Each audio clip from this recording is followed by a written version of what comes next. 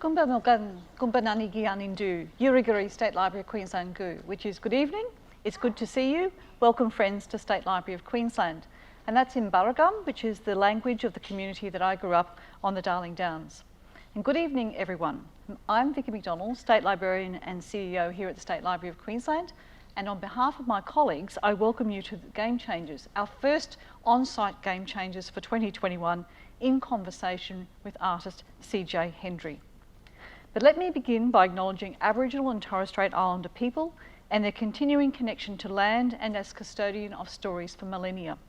We are inspired by this tradition in our work to share and preserve Queensland's memory for future generations.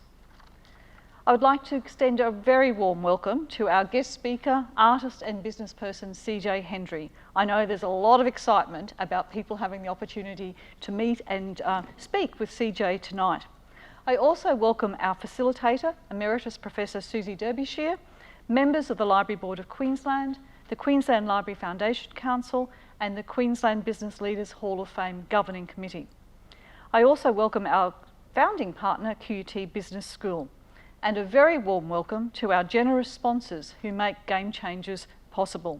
Pitcher Partners, Channel 7, Morgans, NAB and RACQ. And of course everyone on site here at State Library of Queensland or watching online tonight. Game Changers is a Queensland Business Leaders Hall of Fame initiative, a partnership between QUT Business School, State Library and the Queensland Library Foundation. It brings together innovative leaders from business, technology and creative industries who encourage us to challenge our thinking in bold new ways. The Queensland Library Foundation is a founding partner of the Hall of Fame and works to support our projects and services. Please consider donating to help protect and preserve the state's unique history and culture for future generations. Tonight, as I said, is the first in over a year that we have hosted Game Changers on site. Last year, we quickly moved to digital delivery when our building closed in March, making many of our events and activities accessible online. And I'm sure you would agree, a lot has changed in the business landscape over the last 12 months. Challenges aside, COVID-19 has prompted us to rethink how we do things, inspiring new ideas and out of the ordinary approaches. So it's fitting to welcome CJ Hendry, a disruptor in the art world, as our first Game Changers in 2021. CJ started displaying her work not in galleries but on Instagram, garnering an impressive global following. So I checked her out on Instagram just before we started. She has 562,000 followers on Instagram, which is phenomenal. She's part of a wave of artists who've made a huge splash in the art world. CJ's hyper-realistic approach highlights a fascination with materialism, transforming everyday items and high-end products into sought-after works of art. CJ was raised in Brisbane and practiced here until she moved to New York City in 2015. For those interested in branding, product design, marketing, sales and business disruption, this will be a particularly illuminating discussion. This evening's conversation is also broadcast on Facebook Live and on the State Library of Queensland website. Tonight we'll be using Slido to collect questions. So pull out your devices and if you go to slido.com and enter the event code #QBLHOF or QBLHOF, or simply scan the QR code that appears on the screen behind me throughout the event. We invite both online and auditorium audiences to send their questions via Slido, and Susie will do her best to get to as many questions as possible. If you have connection issues on our website, try heading over to our Facebook page to view the talk there. If you are sharing your thoughts about tonight's conversation on social media, we encourage you to use the #QBLHOF. It is now my pleasure to introduce tonight's discussion facilitator. Emeritus Professor Susie Derbyshire began her career as a designer before becoming a course director at the London College of Fashion. She migrated to Australia in 2002 to become the inaugural head of fashion within the Creative Industries faculty at QUT, and is the recipient of several Teaching Excellence Awards in recognition of her work in fashion education and academic leadership. Most recently, she was the Deputy Vice-Chancellor, Learning and Teaching at QUT, a role that she held until her retirement in 2019. So please join me in welcoming Susie and CJ Hendry to the stage. Thank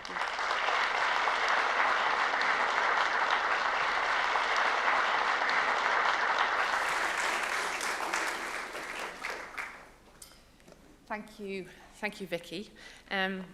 We discovered earlier that these are terribly swivelly chairs, so we're going to try really hard. All I want to do is swivel. Oh, no. We're going to try not to swivel. I would also like to acknowledge the First Nations owners of the lands upon which we meet tonight and pay my respects to their elders past, present and emerging. I recognise that these lands have always been places of learning and teaching. So just a reminder again, that if you want to ask CJ something, you will need to submit your question by going to slido.com and entering the code QBLHOF. And I will give a reminder in about 20 minutes or so again if for anyone that's joined us late or has forgotten that. And that's the same process for people here in the auditorium as it is for those watching online. And you can do it at any point during the conversation. You can also vote. So if you don't want to make a question, if you see another question that you would really love to see CJ answer, you can vote it up and that will appear on the screen here for us to have a look at. If anyone does need to leave the auditorium, can you please do that by leaving through the back doors up at the top, and that takes you out onto level 3. So that'd be great, thank you very much. So, artist CJ Hendry is without doubt one of Australia's most fascinating exports. She is one of the world's most disruptive young artists and is part of a new wave of artists who have really crashed their way into the artwork. She does not ask for permission. She stops at nothing to make her big next idea a reality. And I saw or read an interview with her a while ago, which was designed for schools, where the man did give a little bit of a language warning to teachers. So there might be the odd cuss word, as the Americans would say. I'm a mom now. I don't swear. Joking. I was lucky enough to meet CJ a week or so ago via Zoom, and so I can tell you that the next hour is going to be fun, frank, and engaging. And so, without further ado, we're going to dive in. And where better to start than with the idea of a game changer, because that's the name of this series. And so, CJ, a game changer, is someone who approaches business in a way that disrupts the status quo, who challenges the norms and creates a new way of doing things. So, can you start by just telling us a bit about your approach and what you've done over really 5 or 6 years now that has challenged the art industry? Just start with something. Just a quick one. I don't even quite know how to answer that, because I'm just a normal cat. Really, like, honestly, like, my sister's sitting there and she's like, "Yo," I'm like, how do I say it? I don't see myself like that. So it's interesting that I'm here talking to you in that way.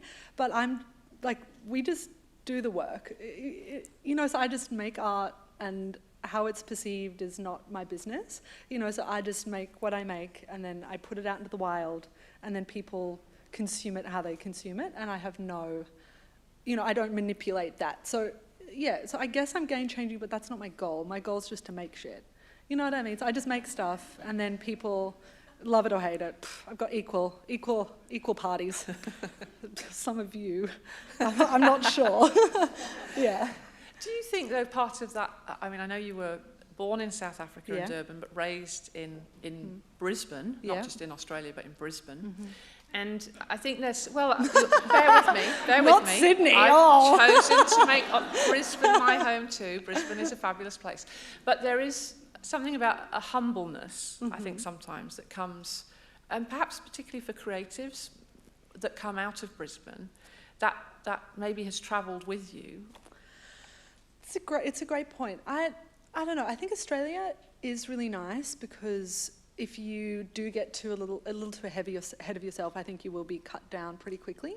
Not that I don't think of that when I'm doing things. I don't think about where I am, or that I am Australian or South African or wherever. like I said, I just make the stuff, and I could be living in the North Pole making, like, for me it's irrelevant where I am and where I'm making stuff. I'll just keep coming up with ideas, you know. So New York, I think, and this is not a question you asked, but I'll just take a tangent. But I think... It was my next question. Okay. What I find funny about New York, and people are like, oh, wow, what's New York like? I'm like, it's very boring, actually. Like, our life is very normal. We go to work, we come home. I make dinner, not in a good way. Like, my dinners are not great. And then we go to bed, and we do it every single day. You know, so it's not, we don't go to fabulous parties and events. We kind of live a more introverted life. So it's not as fabulous as I think. Yeah, so I actually don't know how all these things happen, but I think through just doing one step and, you know, one foot in front of the other and just working, shit just materializes and happens, you know? Well, yeah. It doesn't just happen, we make it happen, but yeah. It happens after hundreds of hours of work and an incredible creative sort of mind and team. Yeah, it's true. And it strikes me, I mean, you have literally spent thousands and thousands of hours developing your skill and your craft and your work. And I know that you regularly, or you certainly did before you were also a mum and all the other things that you cram in, you say that you draw from 7 o'clock in the morning to 10 o'clock or 12 o'clock at night. Yeah, I think my days are a little different now. I draw, I would say half my day, and then obviously I have a kid now, which is like a whole different scenario. This is not a mum chat, but that takes up a lot of time. And then to be honest, a lot of my day, it sounds crazy, but I'm now a semi-professional Photoshopper. It's not a big deal. I'm not great. I know how to like bend a line, but you know, like I do a lot on like just video editing and just photos. So it's like, what's that all about? So I've just taught myself how to do bits and bobs, and I really enjoy the photography. I've got all the gear and no idea, but you know, so I think I draw. I don't draw as much as I'd like, but I think my role now has morphed into something. Not greater, but yeah, I don't just get to draw all the time. Drawing's the easy part. Everything else is fucking hard. Yeah.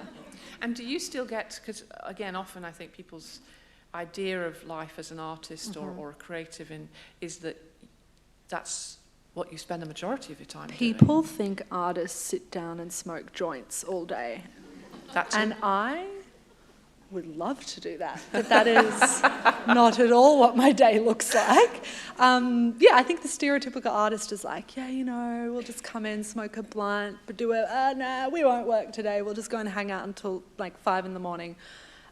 No, it's like, yeah, not at all. I think we're up really early, we get to the studio really early, and then we just kind of work. I kind of leave a little bit earlier now, so I can just spend time with Ellis, and then when he goes to sleep, I just keep working, or just, it sounds like we work and do like spreadsheets and stuff. Like I don't do work like work, you know, like hard work where you're like doing spreadsheets. I'm like, yeah, not. I don't do like the hard things where you're like, no. Work for me is like just Netflix, editing a photo, bending that line on Photoshop. You know, so yeah, work's kind of fun. Yeah, but there's a lot of it to do. Yeah. Yeah. So your drawings are the centre of the practice, and obviously you started with those luxury items and have moved. I mean, you are prolific, because when I look at the number of collections of work that you've done and the time that each one of them takes, and we'll talk a little bit later about the new work and the new exhibition. But you say that your drawings are the centre of it, that everything else kind of is built from that, whether that's the concept for the exhibition or the business. Do you find that that's still something that's, can you balance that thing where the art is the centre of what you do with all the business and other pressures around that? So I'll answer it in a slightly different way, if that's okay. So for me, I started with drawing, and it's like where my heart is. I like the practice of drawing, because honestly, I like to be alone. I'm a true introvert who plays an extrovert very well. So I like to be alone. I like to have my headphones on, and like, no offense, Elsa, when I see Elsa's little legs, I'm like, oh, here we fucking go. Like, no, I love it. We always have mad chats, but like, when I'm drawing, it's such a vibe, because I can just like calm down and just be on my own, which is such a privilege. Hang on, where am I going? Oh, so yeah, drawing is a heart of my practice, but early on, I'd say like right at the beginning when I started, I didn't, right then, so this was like still when I was in Brisbane, I knew then I didn't want to be a one-trick pony. And a one-trick pony to me was just being able to draw.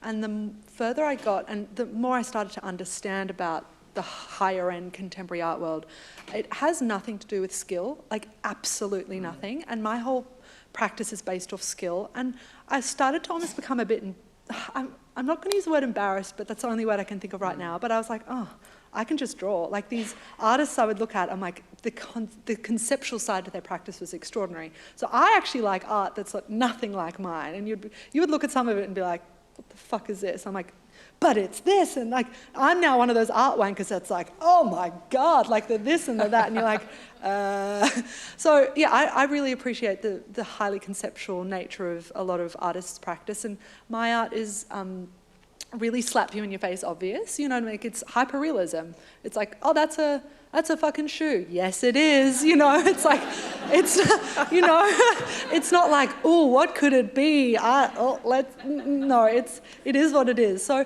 I think for me, I really wanted to still continue to have what I loved in my drawing, but then I wanted to build on that. So what made sense for me was to build the conceptual side, or at least try.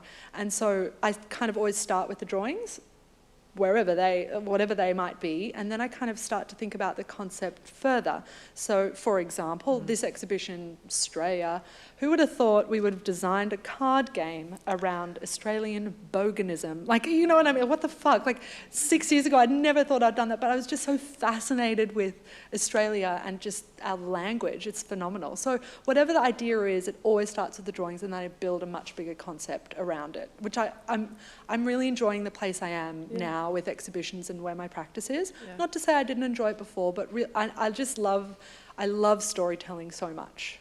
I'll go to any extent to tell the story how I think it should be told. In a fun, kitschy way, obviously. Yeah. And aren't there 460 cards or something in that box? Oh, yes. No, trust me. Elsa and I were like, all right, so we nailed it. I'm not going to lie. Like, we fucking nailed it. Oh, by the way, like, Elsa's my, like, Kath to my Kim. So, like, you know, Elsa's the brains behind the operation. I fluff around, you know. It's fine. 15 hours a day. Yes, it's fine. But no, we made a whole card game for this exhibition. So if you haven't seen it on Instagram, there's a great little video phenomenal. of them being flicked through, and you just get a glimpse of the words, all the phrases. It's ridiculous. Yeah.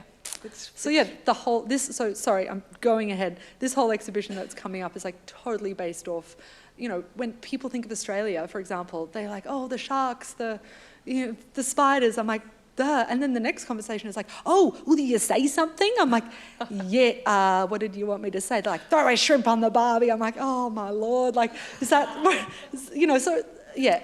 Other people who are not from Australia just love our language, you know, they just find it fascinating. So I thought I'd explore that to its fullest extent. Yeah. Yeah. My background's fashion.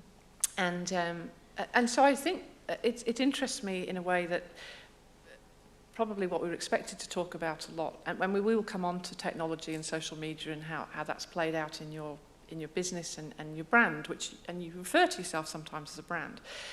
But it strikes me that you started perhaps with something that I think you loved, which was those luxury items which had hundreds and thousands of hours of work and expertise put into them. And although you now say, well, you kind of rendered them through beautiful drawings, there's a sort of circular thing even there, which was, to me, you developed that craft, that skill, by drawing things which were made with beautiful craft and skill. And now you've developed this kind of circular practice with the new exhibition, which is you've created a product that you've then drawn, which the product is also going to be available to people. So there's a kind of funny fashion thing there of luxury and accessibility. And is that at all conscious? So I love that you said that. So this is why, like, for example, this exhibition I'm so stoked about, because when I first started, I would reference other designers' things. Like, I had nothing to do with making that, you know, so I would go to Hermes and Chanel. I used to work at Chanel selling handbags. It's not a big deal. 18 an hour, it's fine. I would be selling handbags, and I would just be upset. I was obsessed with luxury, and I was in a position where I was not in a position to be buying these wonderful things, but I would save all my monies and I would buy all the wonderful things. And I remember Mum, so my sister and I, we're both shoppers.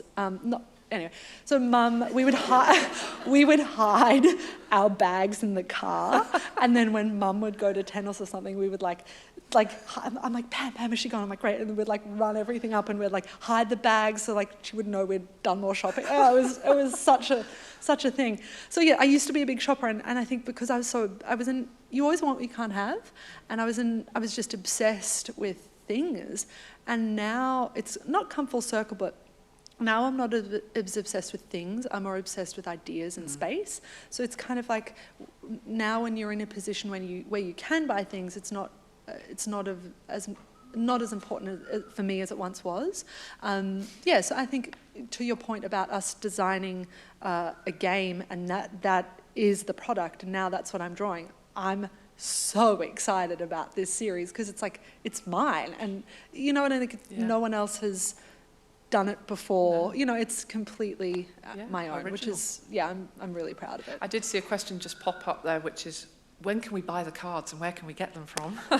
Look, we're still figuring that out. I think it looks like we're organised at the moment. We're not, but no, they'll be available, I think, on the 21st online on the website. So 21st of May. Yeah. Mm-hmm. Yes. So let's go back to New York, because you get up in the morning, you go out to work, you come home, you cook a dodgy dinner, and but why New York? I mean, you left Brisbane. I presume that you could have gone almost anywhere or stayed here, and you've now been there 5 years? Yeah, I think it's going on 6 years. I don't even keep track anymore. Why New York? So I was dating a dude, and we're now married with a little dude, but I was dating a guy, and he's like, I just want to go and live and work somewhere else. I'm like, I would like to do that with you. I know we've only been dating a minute. Do you mind if I come? And so that's awkward. And he's like, sure. I'm like, great, thanks. So, and we were initially going to go to Hong Kong because he's an engineer, and so we were very close to going to Hong Kong, and I don't remember what fell through, but we're just like, oh, fuck it, let's go to New York. He's like, I've been there once. I'm like, I've never been. Let's go. And I'm dumbing it down. There was a bit more to it. I had just kind of started to do art. Things were starting to happen here, and I just had a sense that if I was going to give it a red hot shot, I would have to do it in another country. And I'll be honest, the Archibald Prize is a big deal in Australia, and I took one fucking look at that thing and I was like, yo, that's not me. And that is not the type of art I want to make, and that is not the storytelling that's going to make sense for me. Right, all the way back then, I was like, I'm going to be suffocated in Australia, so I'm like, I'll come with you, young man, do you mind? And so we went to New York. I'd never been there before, and it's been great. I think it's been great because I think people think New York is more fabulous than it is. Does that make sense? So people look in New York and they're like, wow, and they think that we've got fairy dust sprinkled on us. I'm like, we're still the same people working. It is a fabulous place and there's amazing opportunities, but you still have to do the work. You can't escape that, sorry. Yeah. So let's do the Instagram thing, which was really one of the ways that you broke. So my understanding is we'll talk about university later, but you dropped out of university and did you sell all those handbags on eBay? Yes. And said, I'm going to give myself 12 months and I'm going to really give it a red hot shot here and see where it goes. And within a couple of months, you sold the first piece, the R.M. Williams boots. So, you're sitting at home or wherever it was that you're drawing all these hours. And so what did you think? How did you think, how do I find a way to get this art out to people that might be interested in it? It wasn't as well thought out as maybe I think people want me to say. I wasn't like, right, okay, what do we have to do to make this work? No. I think my sister was like way more across shit. So Pam was like, oh, you just this Instagram thing. I was like, oh yeah, what's this all about? Like, show me this thing. And then I think I just was like, oh, let's whack some things up. My plan was always to do some drawings. I'll put them in a folio, and I'll take them to some galleries. I was like, that's what I'll do. But in the meantime, just this Instagram thing, I'll whack some things up. And there was no more thought behind it. I was like, let me just do the drawings. When I have 5, I think 5 is enough. I'll print, here I am. And then Instagram just happened. So Instagram wasn't the goal. I was still like, oh, folios, the galleries, and then the other thing happened. And I don't take it as seriously as I think I probably should. I know that there's a lot of people who like do Instagram strategies and like specific times of day, like I'm grateful that I do have the audience I have, but I am very loose and free with my Instagram. Sorry. Well, we talked a little bit before about that you know, as a natural introvert who knows that you need or feel that extrovert is useful sometimes in environments like this. And you know, saying, I think your Instagram, it feels very real. It's not absolutely, this is a perfect world and everything in our life is perfect. And I think maybe that's, you do have a lovely way of connecting to people through that. Well, I also think I would just feel so bitterly awkward. I see, and everyone knows this, is like when you see these big influencers that with these flawless lives, I cringe. You see them trying to do like a little, I'm like, ugh, like everything about it seems so wrong and awkward, and they're getting paid left, right, and center. I'm like, what is even going on with this load of bullshit here? You know what I mean? I still follow the girls. I love it. But I'm just like, I don't know what this is all about. And I was like, you know what? That's just not me. I would be hosed by my family. You know, like they'd be like, yo, well, who do you think you are all of a sudden? So I'm like, that's not me. And why try to be like that? So I just loose and free. But I'm not trying to be organic and natural, because that's like the movement right now.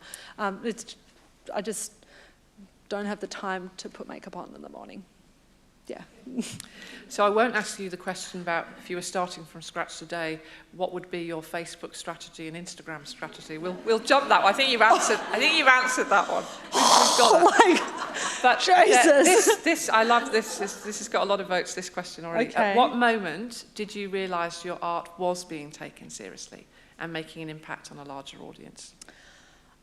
Was there a moment? I don't think there's like an exact moment. I think it's a collection of different things that start happening. You know what I mean? It's like things just one foot in front of the next. Like, oh, this happened, great. This happened, oh, this bad. You know, so it's a combination of good and bad that, propel you into different areas and categories. You know, so I think with the good comes the bad. So to answer that, there wasn't one specific thing that happened. I think it's a little bit of momentum, like one piece sold, I'm like, holy moly, this could be a thing. Shit, let's do another drawing. And now it's like, drawing's one part of my practice, but there's so much more to it now. So before it was like, draw. Now it's other things, you know?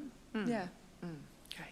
I'm just going to remind everyone, especially anyone that joined us late online, that you do get a chance to ask questions. We've got some coming through now, so we're keeping an eye on those. So if you don't know how to do that, you go to slido.com and put in the QBLHOF, and those questions are coming through to us. So please do keep the questions coming, and we'll get through as many of those as we can, as well as the ones I've got here. So what do you think you do really well? Oh, gosh, I've never been asked that question. That's a really good one. I just sprung it on you. You nailed it. Slido, you know. Whoa. What do I do well? I draw well. I think another thing I do well, I think I have the ability to stay relatively calm in situations, whether they're good or bad. I'm not going to divulge all the bad things that happen, because you would be horrified. But I think I'm getting better. I'm not great at it yet, but I'm getting better. It's not even about the art. It's about dealing with everything that comes with all the things, and just being like, oh yeah, And so sometimes it's like, oh, that's a good poker face. I'm like, no, it just happened. You know. So I'm training myself to get better and better, because it allows like my team to just be like, oh yeah, that happened, great, boom, let's move on, let's keep moving, you know, because there's no point in focusing too much on things that may have gone wrong, or even focusing on too much on things that go right, because you can get a little ahead of yourself and start planning too far ahead. So I'm like, just keep flowing. Yeah. And do artists ask you for advice? Do young entrepreneurs and creatives reach out to you for advice, CJ? They do, and I'm very hesitant or reluctant to give advice, because I think everyone's different. Good on you. I think, yeah, everyone has gone on different paths, and if I said to someone like, hey, sell your wardrobe, start drawing, start an Instagram account, it wouldn't work for you. So I think you've got to just like hone in onto like who you are, and like if you're a natural extrovert, lean into that. Like what does that, you know, it's like, what do you enjoy doing? What are you good at? That's my advice. Because if someone tried to replicate what I do, I think they'd fail. They'd fail, because this just makes sense for me, and I'm just comfortable in my shoes doing it this way. Yeah. So there's a nice one here from the audience, which is, what has been the most unexpected lesson you've learnt? Who are these smart folks? 11 people like that. Oh dear, there's lots of unexpected lessons. I think, I can't think of any off the top. Oh, have a plan, cute, and then just be like, yeah, cute. Yeah, hello, baby. Have a plan. No, I think, oh, Jesus. This exhibition, for example, was going one direction, and let me just say that, and I'm not going to divulge it all. This is for maybe in a year, I'll be comfortable enough to tell you what's happened, but we had a whole exhibition planned. It's fucked, and we've now redesigned an entire exhibition in 3 weeks. So usually we have 6 months, we have 3 weeks. That's all I'm going to say. So when you fucking see the exhibition in Brisbane, just be like, wow, you fucking nailed it. I'm like, yes. Yes, we fucking did. Thank you very much. And a chunk of that time was in hotel quarantine. Thank you. With a 6-month-old baby. So and Elsa in another hotel. Place. So I'm like, Elsa, sorry, Ellis is crying. Elsa's like, it's fine, put her. So Elsa and I were planning on having a pretty cash, like, you know, a couple of weeks in Brisbane exhibition. Hell no. We have been working, because shit's gone pear-shaped. So, but you won't know it. You'll see the exhibition, like, it's amazing. And I'm like, yep. Yep, sure is. So yeah, what have you learned? Just be like, oh yeah, that's fucking shit. All right, cool. What do we do? Like, what do we do with the shit that's been given to us? So, yeah. It's a great attitude. Yeah. The last 12 months we've all had, it's exactly the only way you can live really now, isn't it? Yeah.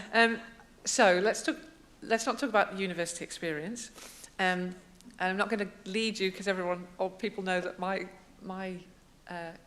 I worked for nearly 19 years at QT, but I'm going to ask you a different question.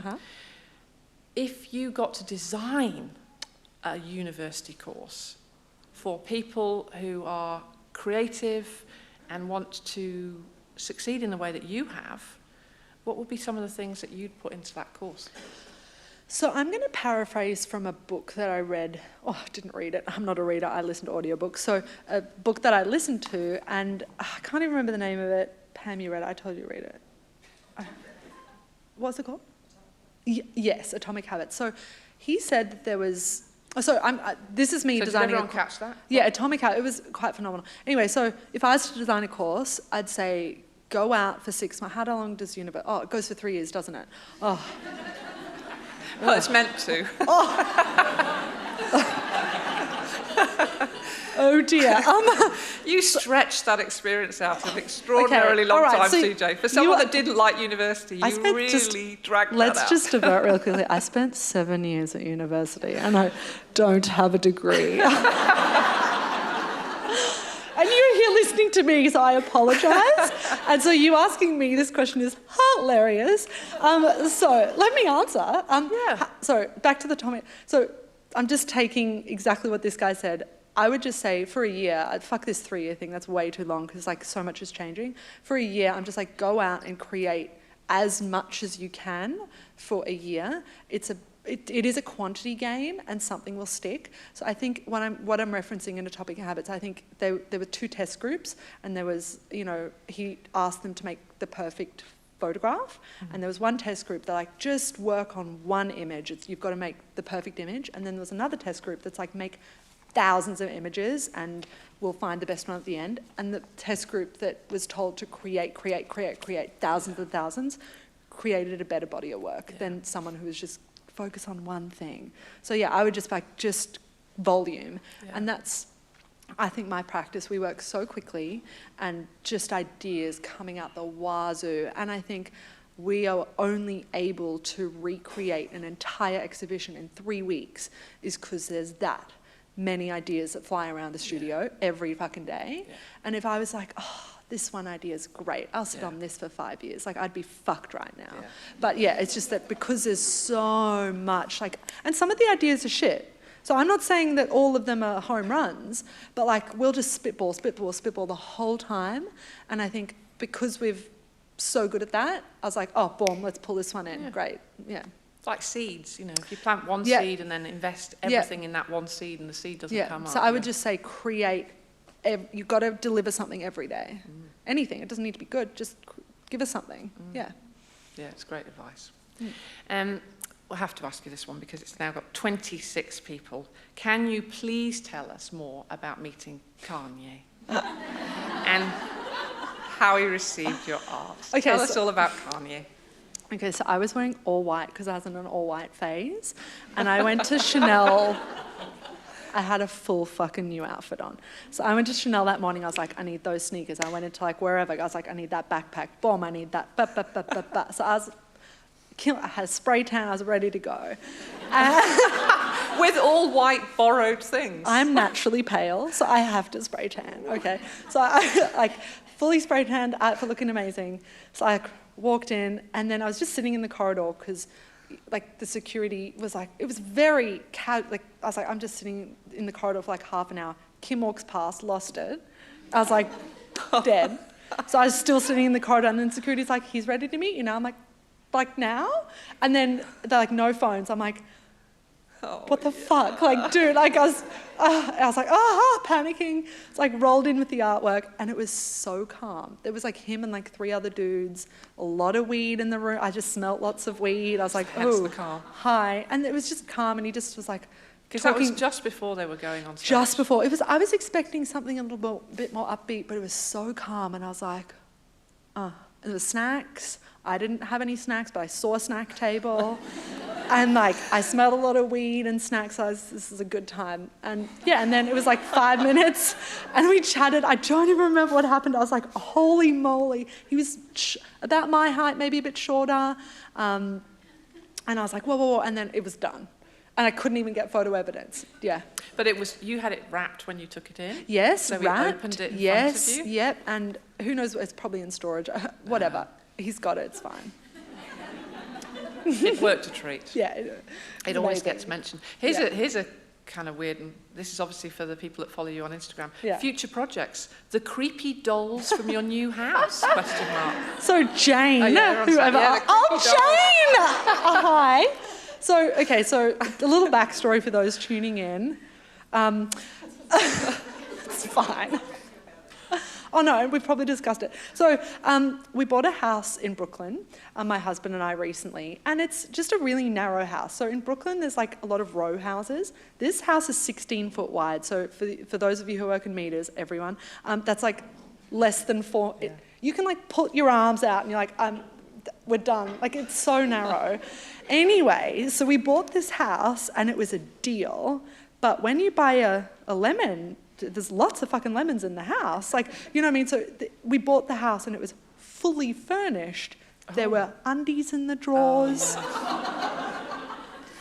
That goes beyond fully furnished. That's just, somebody died in there or something. That's Doesn't not like, just... here, have everything I ever owned. But the undies in the drawers ain't half of it. Dolls everywhere. Like the fridge, for all the food. There was a Diet Coke in the fridge. Had it.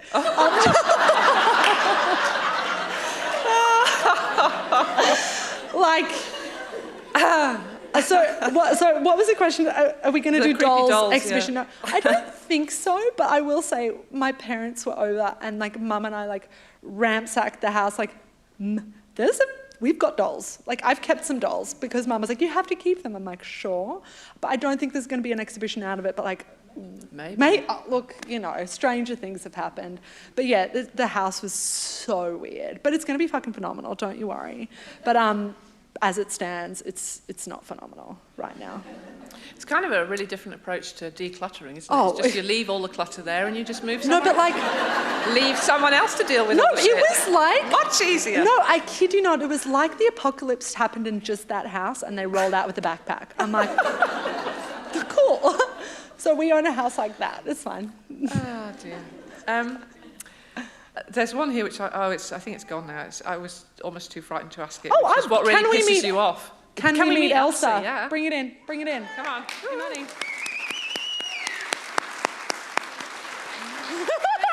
Yeah.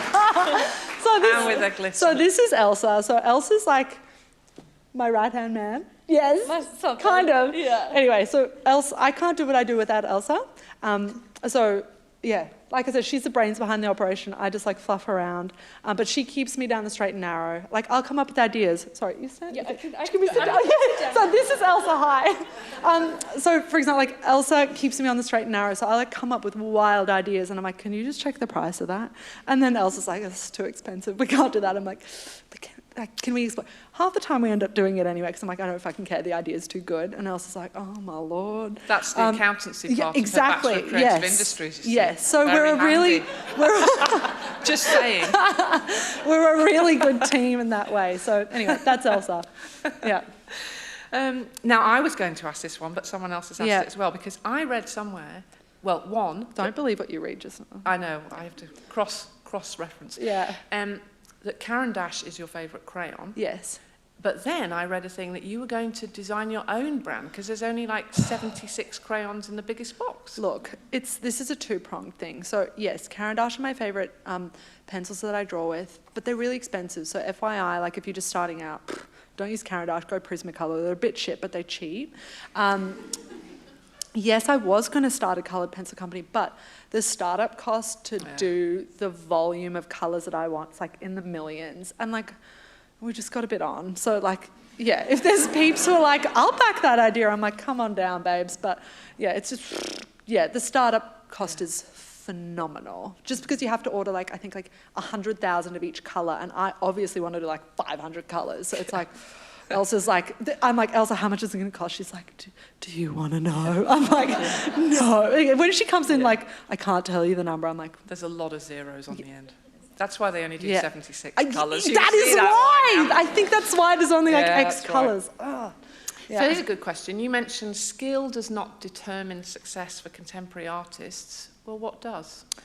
What a good question. I think you could ask all artists that question, they'd all have a different answer. And my answer is, I think it's the concept and I think it's the storytelling and I think it's also performance in some way. I think there's no successful artist, and don't look at me, I'm talking way bigger than I am, that there's not some performance element. They don't have some type of story behind it. I can't explain it, but I think there is a lot of storytelling in every artist's body of work and who they are as an artist. So I think, yeah, the art's almost irrelevant to the storytelling, or the personality, whatever you want to. Yeah. So there's a nice question here. Do you have a personal favourite piece that you've drawn? Weirdly, no. I'm not super sentimental. I think one of my favourite series was a couple of years ago was the Rorschach series with the paint swish. Oh, not paint swish. Sorry, paint like kid squish paintings. That's the word I was looking for. Kid squish paintings like doubled as a Rorschach test. I loved that series just because it was so mixed, like very childish, but also very psychological. And then honestly, coming into this series, I'm psyched about just because it's no one else's product. It's ours, which I think is really special. So yeah. Here's one. Does your arm or wrist get sore? That could be taken in different ways from all the drawing. Yeah, well, at the moment, just from holding Ellis, because he's a nugget, I've got tennis elbows. Like literally my arm's sore because of him, but not because of drawing. So yeah. So this is a nice one. How did you react when you started getting negative feedback from the traditional artwork? Did you ever think of changing course? What kept you going? great question. I was a little thrown off at the beginning. I'm not going to lie. I think when you're just starting out, there was a little bit of, not a little bit, a lot of pushback at the beginning, and a lot of pushback from local Brisbaneites, which is fine. You know, we're all in the same city, and it did throw me off a little bit. But I think what I've learnt from that is if people tread on my toes in any way or copy what I do, I don't even bat an eyelid. I don't even look twice. I'm like, good for you, keep going. Because I think if what was done to me happened to anyone else, I think it may have crushed them. But I don't know, I didn't think about it much. I was like, oh, that sucks. And I think that was one of the reasons I kind of was like, fuck it, let's go to New York. Let's just move away from this kind of thinking and let me go somewhere where anything goes. And I really respect New York for that, because you can be anything there. Like now, I see things and I look at things and I like don't even blink. Whereas if some of the things that happen in New York happen in Brisbane, it'd be like, you know. But in New York, it's like, oh yeah, there's a pig on a subway. Like, sure, it's fine. Like you just like, I'll continue. You know, it's just for an example. It's just crazy shit happens there. Yeah. Now you've already given, I think, lots of great advice about just work, create masses of work, and really be resilient. But there's a lovely question here about any advice for visual artist students who are about to graduate on how to get a start. Now, recognising, as you said, that everyone's different, but is there anything you'd add in terms of that sort of advice? And so, honestly, and this is probably not what you meant to say, but I would say find an artist who you admire and whose work resonates with you, and copy the fuck out of it, and then, do it, because I did that with lots of different artists, and I've now found my own voice and my own storytelling abilities. So I'm like, and if you keep copying, you'll just be a fucking copier and you'll die. But like, yeah, I think start by replicating and being inspired by the artists that you love, and then start to manipulate it in a way that makes sense to you, you know, and keep trying different styles. If you haven't found your style yet, it doesn't matter, you know, but I just think keep trying, because the more you make, the closer you'll get to finding that style. Yeah. I'm so sorry, I got distracted there. There's just a great question, which was, and it's disappeared off the screen, but what was it? Can you say wazoo again so we can see it in Auslan? Oh. Wazoo? I don't think I said that word. Wazoo. Oh, at the wazoo. Wazoo. Oh, at the fucking wazoo. Yeah. There you go. You've seen it.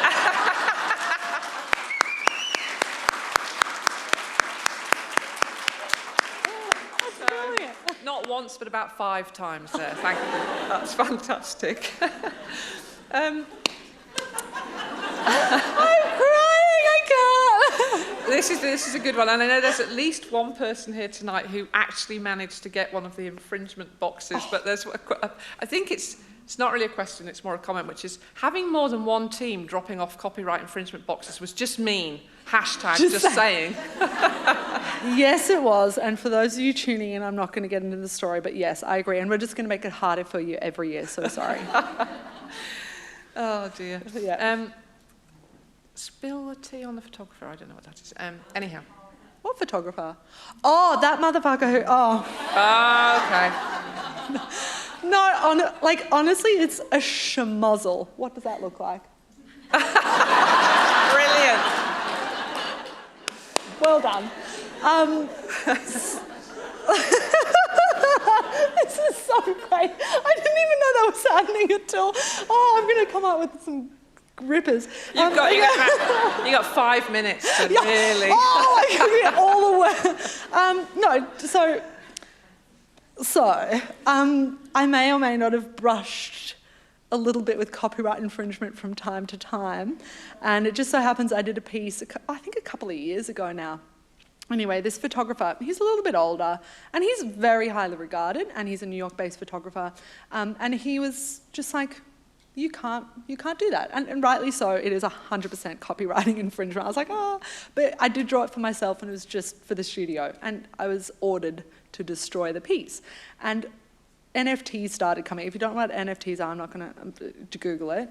And so I made an NFT of me destroying the artwork with black paint. And we sold the NFT for whatever it sold for. Anyway, and then now he's suing me for doing that. It's hilarious. It's life. It's hilarious. It's America. Everyone loves a quick, it's fine. There was a question earlier about NFTs, actually, and whether that was something that you would become more of your practice? I think, the NFTs space I think it's a bubble at the moment. Like, I'm no expert. I think it's a bubble at the moment. I think it's doing relatively well. I think it'll simmer down. I think there's a lot of shit on there, and I think it's just people are making money for money, and that's fine. I think it will settle down. I think it is now part of the art world. You can't escape it, but I think the storytelling will have to get much better. Yeah. Okay. Do you miss Brisbane? I do, and it's really nice to be back. It's just to see family. I haven't seen a lot of friends yet, so sorry. We just had a bit on. Replanning an exhibition, it's fine. So it's nice to be back. The weather's wonderful, and the air's just different from New York. You know, you can breathe nicely. Yeah. Here's a nice one. Welcome home, CJ. Oh, and you don't need to wear a mask. Yeah. I'm loving that. Yeah. I had my very last line after we finished was, we encourage you to wear a mask as you exit the auditorium. I put a line through that because no one was wearing a mask as they entered the auditorium, so a bit late to suggest everyone now. It's got to look like you're trying, though. No, I put a line through that one. There's a welcome home, CJ, and any advice on getting funding for your work, or finding your demographic to buy your work? So how do you connect to people that might want to buy your work? So sometimes it is easier to talk about the money than it is to talk about the art, because the art's so highfalutin. I think to get funding for your art, I don't know what that means, but I think the funding to create your art, maybe that's a question. I'm not sure. Maybe you've got some snack money that you just wanted to buy some materials and start making art. I think that, art materials don't need to be extravagant. I think you can do it on a shoestring. And then finding buyers for your art, I can't answer that question, because if you're looking for buyers, I think it won't work. I think if you just make the work, and if it's great, it doesn't even need to be great, but if there's an audience who enjoy what you do, then that'll be a connection. And if there's no audience and do what you do and you just love it, then that's also great. So I think it's too difficult to say how to find an audience. Yeah, it's impossible.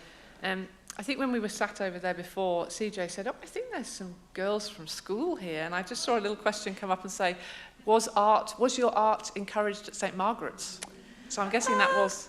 It was, I think, but in all honesty, it's like when you're in high school, you do all the subjects. So I did Maths B, Maths C, English, sport, art, because it was a bludge subject. You know what I mean? So it's and I think my other subject was a spare. So it's I definitely worked it around convenience, because I loved maths, couldn't do science, so I had to do English but can't spell. So it's I think it was encouraged, but no more than any other thing. I think that there was a broad range of subjects, and I tried all the things, and I was relatively good at art, but I was just good at drawing. There was nothing more than that. Yeah. So this is probably going to be the last. There's a couple. We can keep different. Going. Yeah, no, we no, can't. They're going to, wrap it up. That's right. There's a whole bunch of different questions there. You can see all right. They're all entirely different, from how's the little dude to have you thought about creating a foundation to support young Australian artists to how's the little dude? Let's answer that. Let's foundation. Let's go back. Foundation. She hadn't thought about it till tonight. No, because I just think I'm an artist. I do art well. I think foundation things are just for people who do that better. And I think it'd detract from my practice. And I think there's a lot of artists out there who are doing lots of things, and that's great. I'm just really love being hyper creative. I love doing ridiculous ideas and being able to execute them. That is what I love doing. And I could do other things, but I also have a family now, and I love the little dude. His name's Ellis, and so my priorities are kind of balanced between having a family and still having the ability to do great and fun things. So, no. I think that's actually a great place to end. You know, you just love doing super creative things. You've got a family. You're clearly happy in what you're doing, and it's really sad that that's all we've got time for tonight, but we really all thank you so much, CJ. It's been a fantastic, engaging hour, and all the very best. We're kind of quite happy here in Brisbane that the exhibition is going to be here now, so you'll have to watch that space for more information about that. That's coming. And if you're not one of those 560,000 people who follow CJ already, you can follow her on Instagram at CJ_Hendry. But don't, because it's a lot of bullshit on it. So there you go. So Game Changers is a Queensland Business Leaders Hall of Fame initiative presented by the State Library of Queensland, QT Business School and the Queensland Library Foundation. Thank you once more to our generous sponsors, Picture Partners, Channel 7, Morgans, NAB and RACQ. We do have an exciting piece of news that was only confirmed yesterday around, if you've enjoyed this series and tonight's discussion, then the next Game Changer speaker is going to be Dr. Sean Parsons. He's the founder and CEO of Illume, and he is a Brisbane doctor. So if you don't know or you don't recognise that name, he is the medical and business genius behind the digital diagnostics company that created the COVID-19 home test for over-the-counter use. And he has struck a, cover your ears, $230 million deal with the Biden government to scale up production in the US. So that event is going to take place on the 24th of June, and tickets for that one will go on sale soon. So please, just a final opportunity to put your hands together and thank CJ for being so... Thank you. Thank you.